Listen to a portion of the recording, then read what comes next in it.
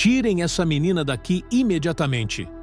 As palavras rasgaram o ar do auditório como um trovão, transformando o ambiente pacífico em uma cena de tensão instantânea. Um homem de meia idade, de terno impecável e postura autoritária, apontava com fúria para uma jovem de 16 anos que estava sentada discretamente na última fileira, segurando uma prancheta. Beatriz Oliveira ajeitou os óculos sobre o nariz, confusa. Segurava sua prancheta com tanta força que seus dedos ficaram brancos. Não entendia o que havia feito para provocar tamanha hostilidade. Ao seu redor, dezenas de pessoas assistiam à prestigiada apresentação de projetos científicos do Instituto Nacional de Pesquisas Espaciais, e todas agora olhavam em sua direção. O homem, identificado depois como Maurício Albuquerque, diretor executivo de uma das maiores empresas aeroespaciais do país, continuava sua explosão verbal. Ela está aqui há horas, obviamente espionando. Este evento é para profissionais e especialistas, não para intrometidos. A hesitação em sua voz era sutil, mas o desprezo era inconfundível. Beatriz, uma jovem negra de cabelos cacheados presos em um coque simples, não conseguia processar o que estava acontecendo. Ela havia sido selecionada para representar sua escola no evento, graças ao seu projeto premiado sobre propulsão sustentável para satélites.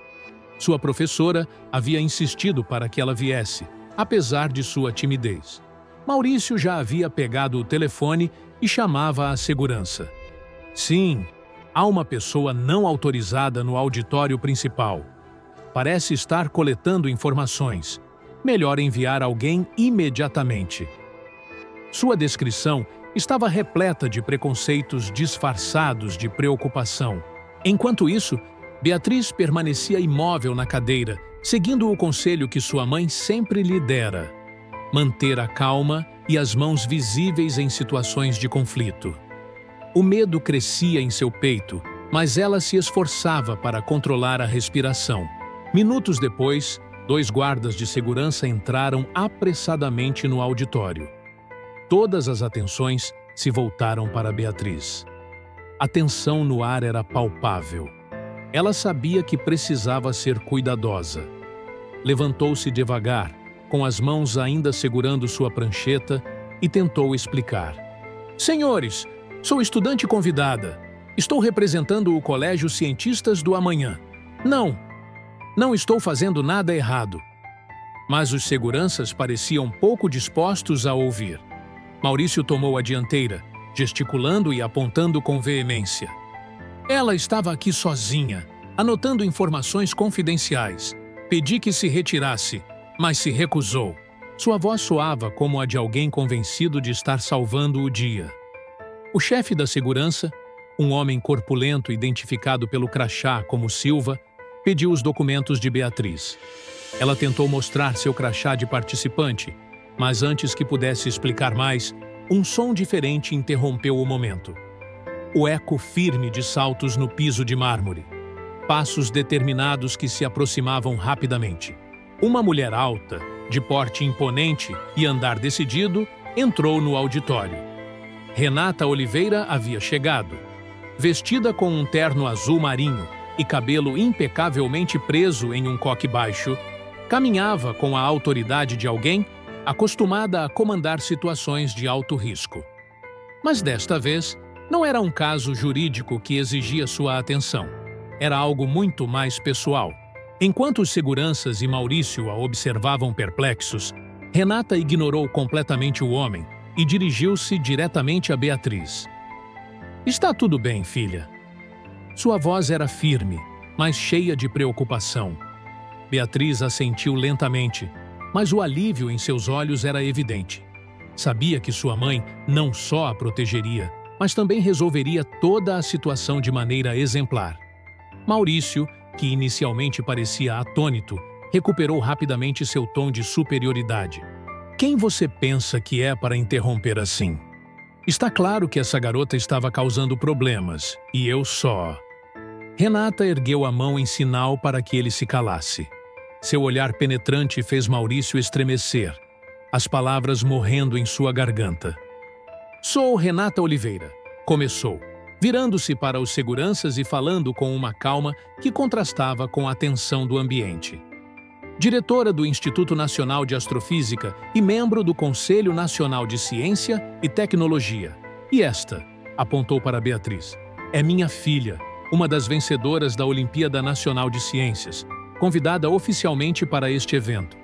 Agora, alguém pode me explicar por que estão interrogando minha filha como se fosse uma criminosa?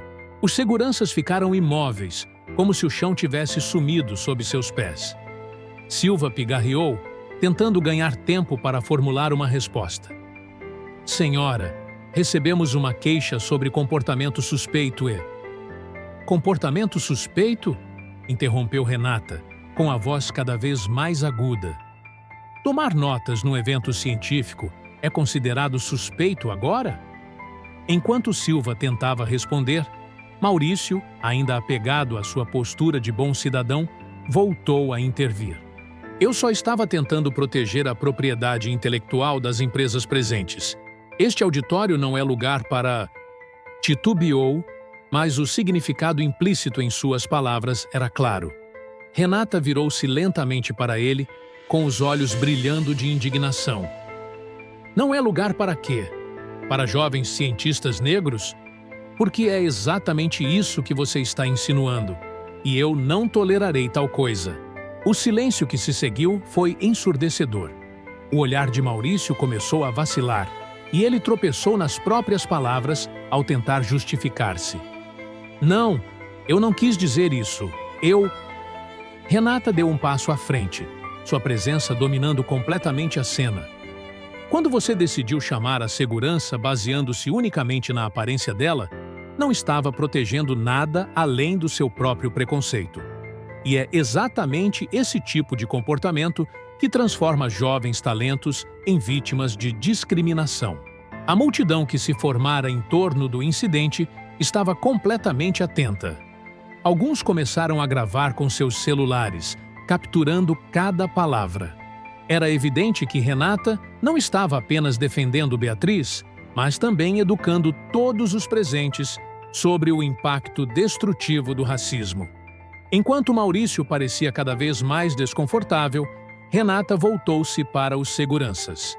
Quero saber, Sr. Silva, que medidas vocês tomam para garantir que suas ações não sejam influenciadas por denúncias tendenciosas como esta? Porque o que vi aqui hoje não é segurança, é discriminação.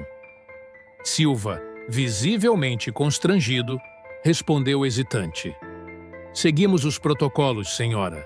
Não há intenção de discriminar. Renata arqueou uma sobrancelha e retrucou. Protocolos? E esses protocolos incluem abordar jovens como minha filha sem nenhuma evidência concreta de irregularidade? Você percebe o que poderia ter causado hoje aqui? Uma decisão equivocada, um movimento mal interpretado, e isso poderia ter terminado de forma trágica. O público parecia absorver cada palavra, e alguns assentiam com a cabeça. Até mesmo Beatriz, que antes se sentira pequena e vulnerável, começava a se sentir fortalecida pela presença inabalável de sua mãe. Renata, agora visivelmente indignada, voltou a apontar para Maurício. E você? Disse com firmeza. Precisa refletir sobre o que fez aqui hoje, porque suas ações não foram apenas irresponsáveis, mas perigosas. Talvez você não tenha percebido, mas suas palavras têm peso, e hoje elas poderiam ter custado muito caro. O homem baixou a cabeça, incapaz de sustentar o olhar de Renata. A multidão permaneceu em silêncio, com o peso da situação ainda pairando no ar. Mas Renata não havia terminado. Colocou a mão no ombro de Beatriz e, com voz mais calma, porém igualmente decidida, concluiu.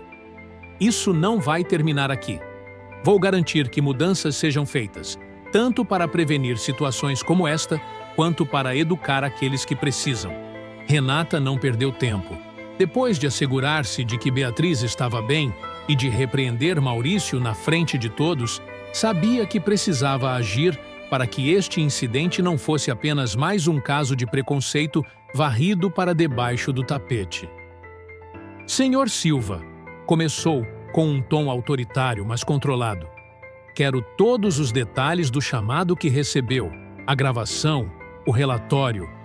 Tudo isso será encaminhado ao Comitê de Ética Científica para uma investigação completa. O segurança hesitou, mas Renata continuou. E você? Voltou-se para Maurício, que permanecia estático, segurando sua pasta como um escudo. Precisa entender que suas ações têm consequências. Este não é apenas um auditório para pessoas que você considere adequadas.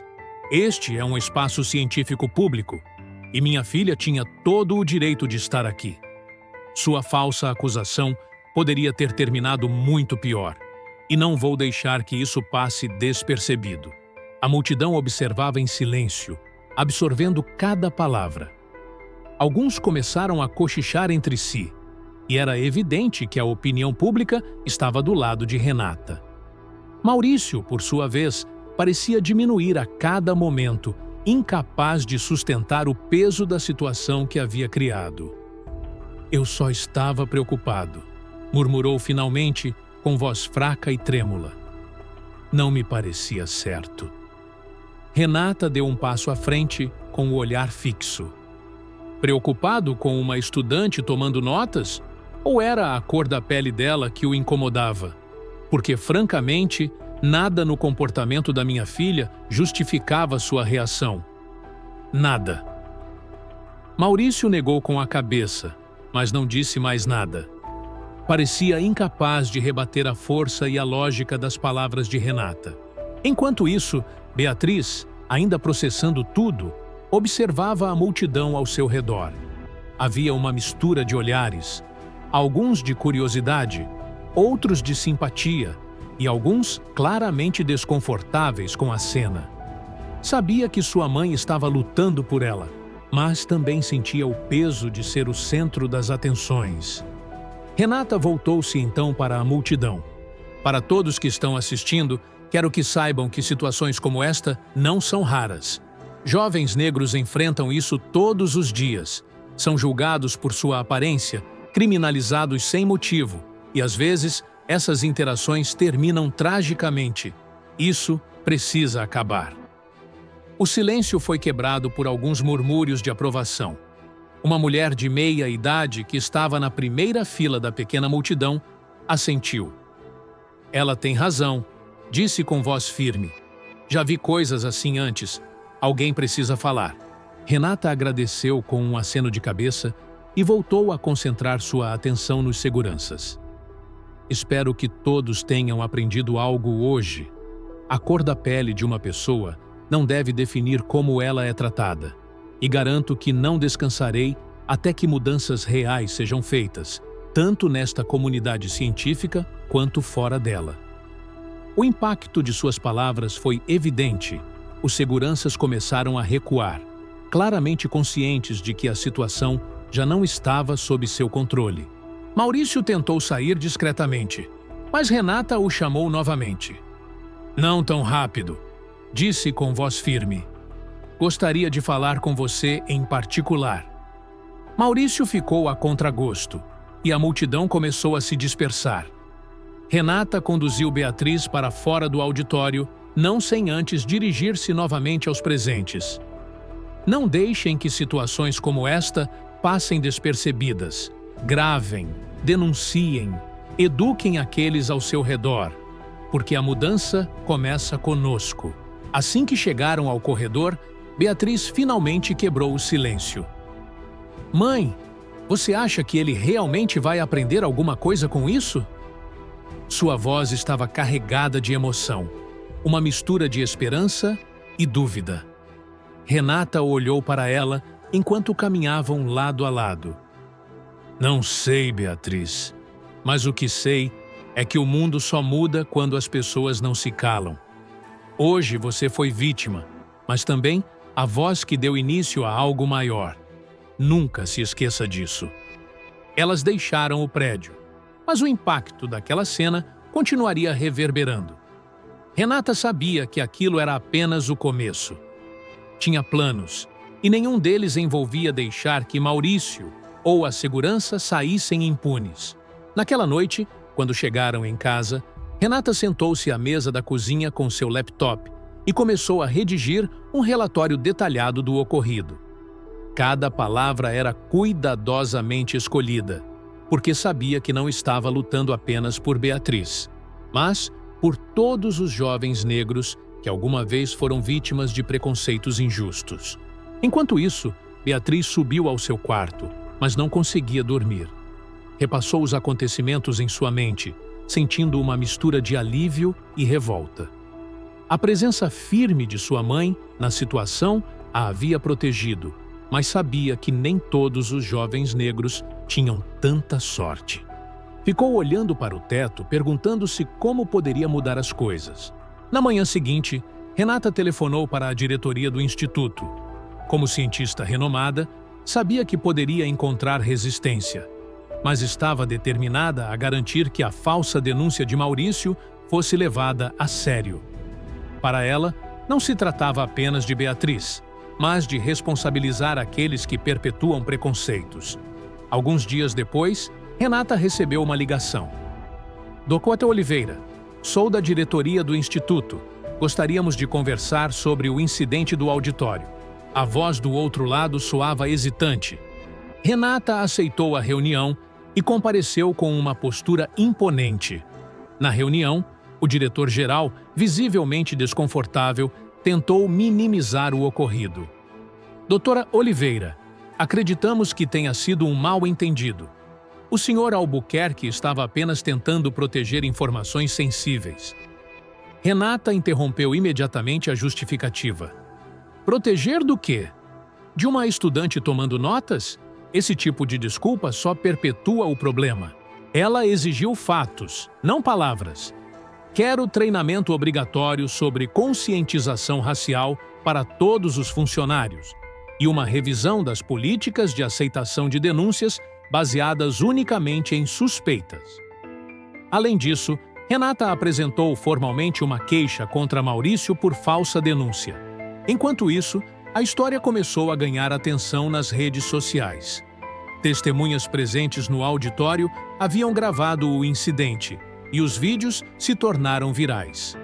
A postura firme de Renata e a vulnerabilidade de Beatriz comoveram milhares de pessoas. Grupos comunitários começaram a se mobilizar, usando a situação como exemplo do racismo cotidiano que precisava ser combatido. Maurício, agora exposto publicamente, encontrou-se no centro de uma tempestade de críticas. Pressionado, procurou Renata para se desculpar. Renata o recebeu, mas deixou claro que um pedido de desculpas não apagaria o dano causado. Espero que este seja um momento de aprendizado para você, Sr. Albuquerque, porque as consequências de seus atos poderiam ter sido trágicas. Não se trata apenas da minha filha. Trata-se de todos que alguma vez sofreram preconceitos. Aquela conversa marcou o início de um novo capítulo. Maurício foi condenado a realizar serviços comunitários em um programa educativo sobre preconceitos raciais. Renata e Beatriz decidiram participar de uma das reuniões, na qual Maurício teve que ouvir histórias de pessoas que haviam sofrido discriminação. Ao final, Beatriz também tomou a palavra.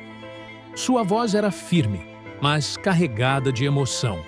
Espero que todos aqui aprendam algo, porque eu não deveria ter que lutar para provar que mereço existir em paz. Ninguém deveria.